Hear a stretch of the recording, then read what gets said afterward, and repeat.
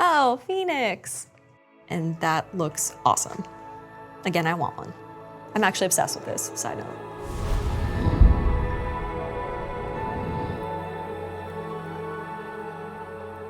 Hi, I'm Dr. Emily Zarka, host and writer of Monstrum for PBS and a monster and myths expert. I'm here today to look at and discuss the creatures of Final Fantasy XVI and the myths behind them. Let's get started.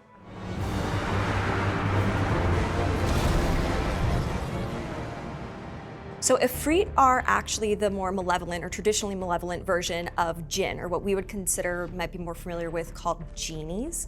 I think it's really interesting though that that's sort of one of the protagonist's persona in this, because I think a lot of people assume that if we have the name Ifrit or if we think of Jinn, they're automatically negative or demonic. But what's really interesting is that in the original culture, Jinn were sort of dualism.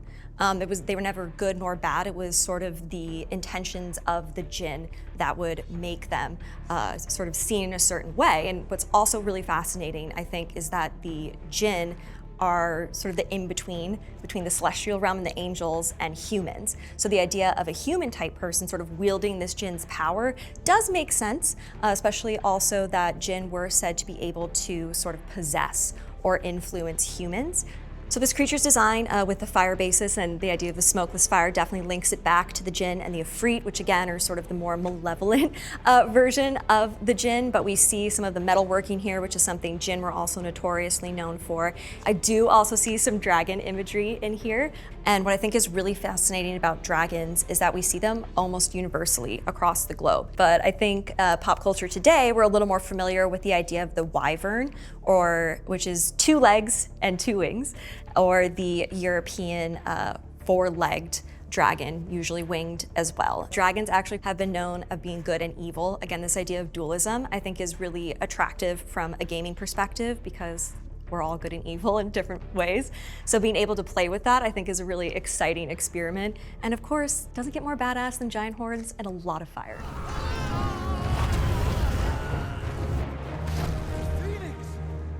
Oh, Phoenix. I love that this phoenix, which I know it's a phoenix because it's a firebird, and there are lots of different firebird myths throughout the globe, but the phoenix in particular is known because it is like the red flaming wings. But what I love about this one is that we actually have those other colors in it. So some of the oldest Greek literature that we have describing this creature has purple and blue in the tail feathers, and also the Chinese phoenix has a multicolored tail as well. So seeing this not just being the stereotypical sort of pop culture only red and gold, love that. I absolutely love that this phoenix has this allusion to a crest, which are the feathers of a bird that have their own muscle that sort of will rise on the top of their head. And usually those birds traditionally were seen as more regal in mythology, but I just love that that's a callback to the original sort of Greek interpretation of the phoenix. The concept of the phoenix is it's all about rebirth. It's hard to defeat a phoenix because they regenerate, not just regenerate, they actually are created anew. So the oldest Greek myths usually were about 500 years. It was said that the phoenix would build a special nest that also served as its funerary pyre. And it would die, and then from the ashes, of course, would rise the phoenix. So this symbol across the world, even in other interpretations, is usually one of great power, but more benevolence. Lots of scholars think that the original phoenix concept, at least the one that appears in Greek myth, might be based on the Egyptian Bennu. So according to Egyptian mythology, the world started when Bennu, whose name basically means like self-creating, flew across the primordial waters and landed on a rock and sang a song so beautiful that creation happened. And because of that creation, it was connected to Helios, the god of the sun. And Phoenix is connected to sun deities quite often because of the idea of the sun rises and sets every day. And for some ancient cultures, they interpreted that setting as a death. So it was something to celebrate every time the sun rose or was reborn again. And the phoenix is just sort of the more, I guess, bird or monster interpretation of that concept. Taking something that exists in the real world and trying to explain it through monsters is something we've been doing for forever. And I love that those nods are in this creature and that we have a different kind of phoenix that is both scarier, more powerful, and in my opinion, more accurate. I'm actually obsessed with this, side note. So this reads as very Nordic. Odin famously had a very powerful steed that he would ride into battle, and usually that horse had 8 legs, counting maybe 6?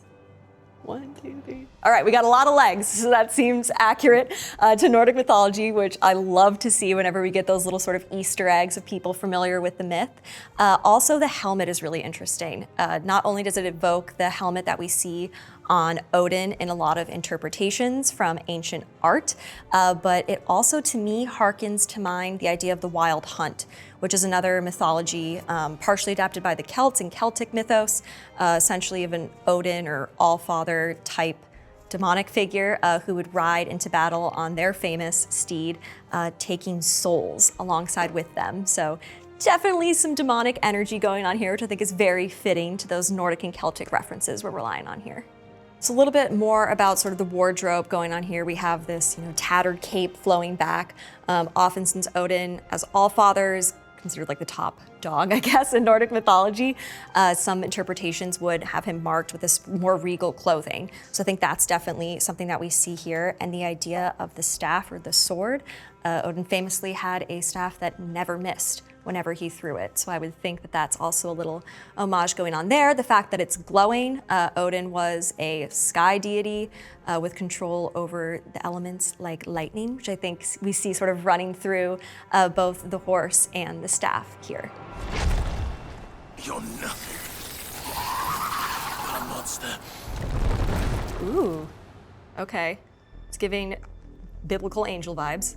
So I guess this is going to be a female character. Primarily winged monsters usually tend to skew more towards female, at least some of the more famous ones. And I called out biblical angel right away because I think what a lot of people don't understand about the Abrahamic angels is that they're actually terrifying. They're not these like cute little cherubs. There's different sources and they're kind of referred to more ambiguously in some of the religious texts, but I love this idea of making that sort of angel winged creature scary again by putting the 2 sets of wings, but keeping the feathers is super sick. A little bit of like siren or harpy, so taking on this idea of a like winged, feathered female sort of monster or goddess. A lot of the female goddesses with wings were seen as war gods, or at least having power over battle. And if they couldn't shapeshift into birds themselves, and thinking of something like the Morrigan, they usually had bird familiars.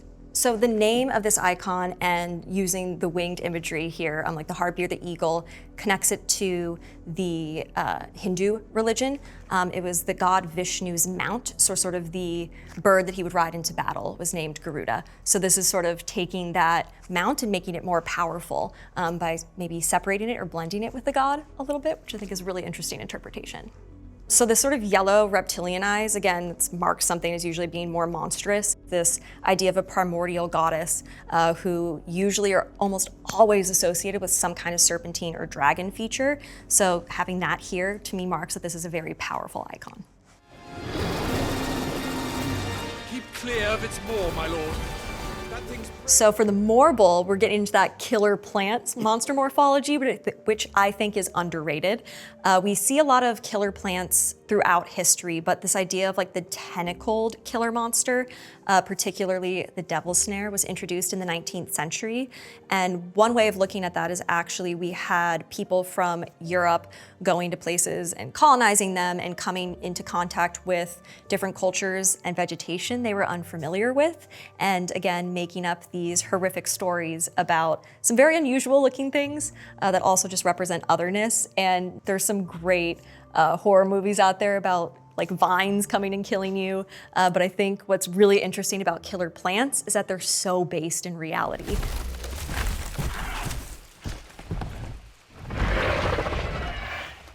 I hope I'm not wrong, but if that's a Panglion, I've never seen a Panglion monster before, and it's awesome. And I really hope I'm saying that word right, especially if I'm right.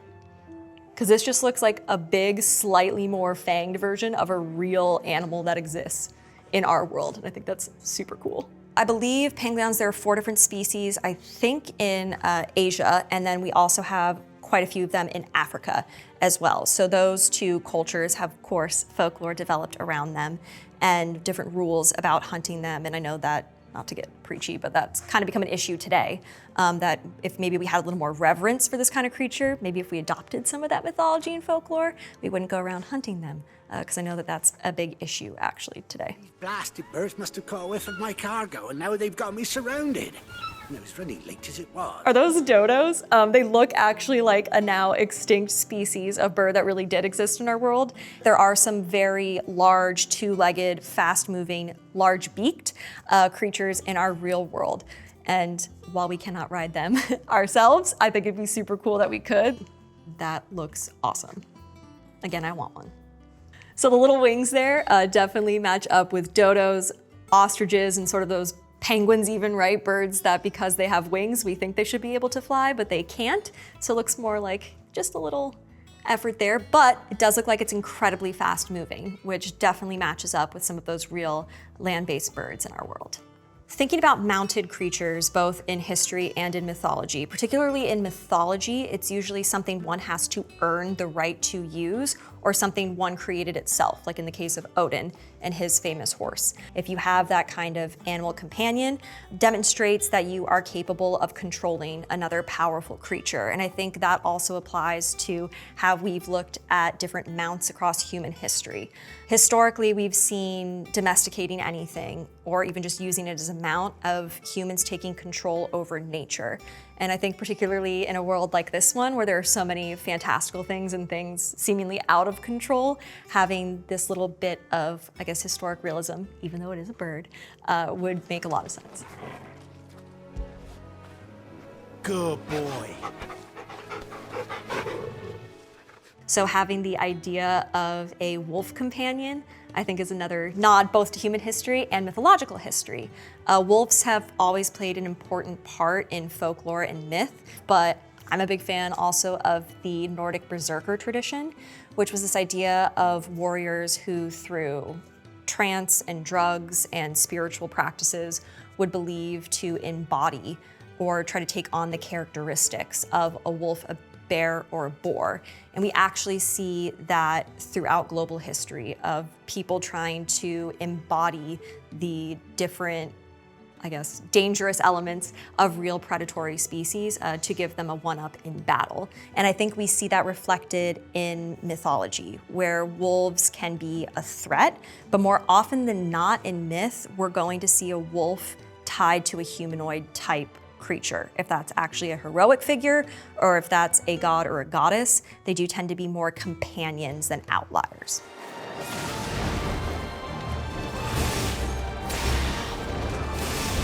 What I really love about what I'm seeing is we have a combination of different historical time periods, different mythologies, and different cultures.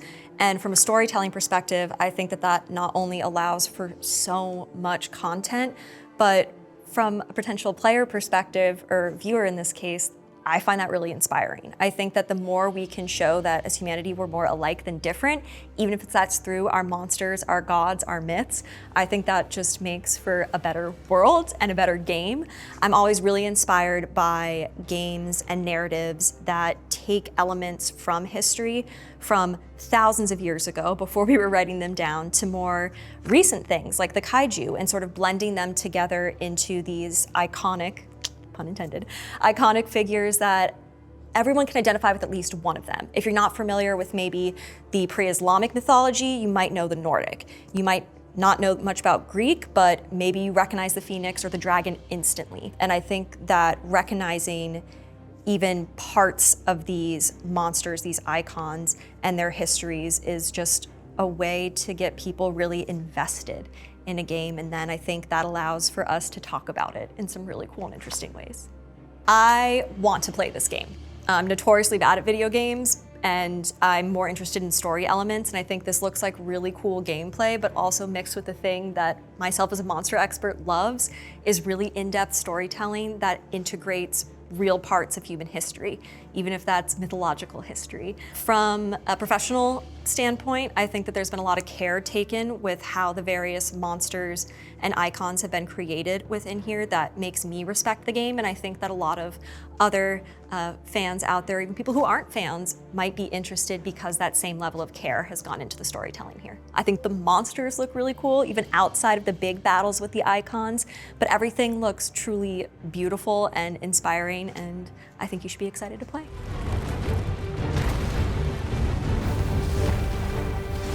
I hope you all had as good of a time as I did going over all those creatures and monsters. You can pick up your own copy of Final Fantasy XVI for PlayStation 5 today.